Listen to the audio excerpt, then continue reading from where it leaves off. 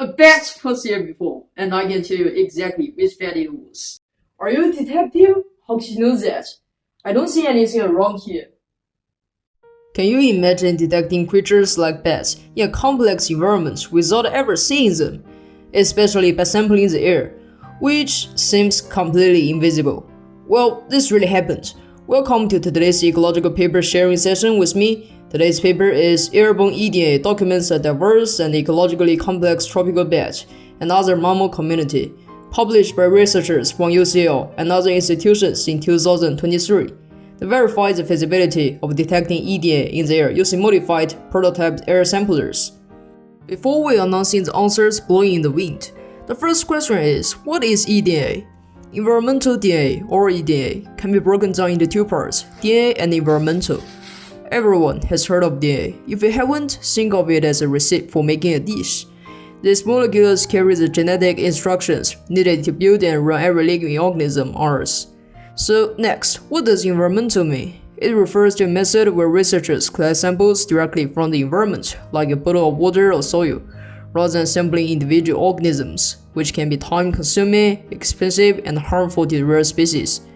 Every organism leaves behind genetic footprints in its surroundings, for example, fur and skin. By analysis EDA, scientists can detect organisms even they are not there anymore. It almost seems like magic, isn't it? EDA has been widely used to monitor animals in water bodies, while the research explored airborne EDA. In this study, the researchers developed 3 different prototype air samplers that look like this. Imagine attaching a very fine filter material to a vacuum cleaner. The filter catches dust, and in this case, it catches EDA. These samplers are extremely quiet, inexpensive, and long-lasting, making them perfect for field ecology. This experiment was carried out in a classroom instead of in nature. Why? To control the conditions. In a controlled classroom, the researchers could minimize contamination while still simulating a real-world environment. Bats were captured from Lamani and brought into classroom in batches, where the samplers were set up.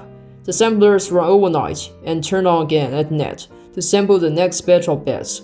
Over 14 days, they collected 37 samples using 3 samplers, and a total of 880 bats from 35 different taxa were present in the classroom.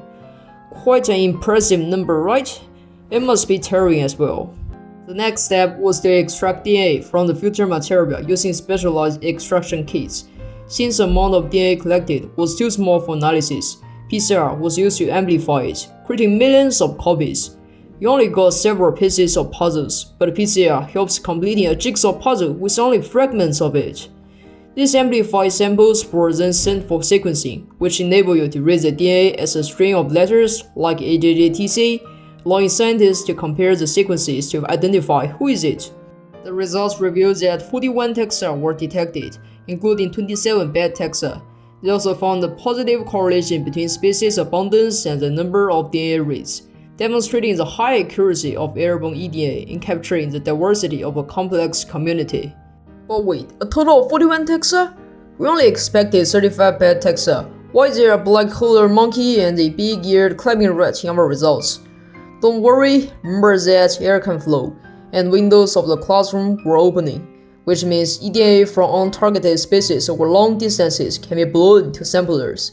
In fact, scientists even detected species whose DNA had been collected months earlier. That brings a question: annoying contamination issues still exist.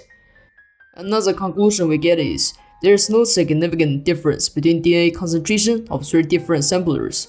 Flow rate is not the matter, we should consider surface area and sampling time instead. Hopefully, with further improvements in air sampler design and analysis methods, this technique can one day revolutionize biodiversity monitoring, especially for rare species, since the air is always in motion. Thank you for watching. Goodbye.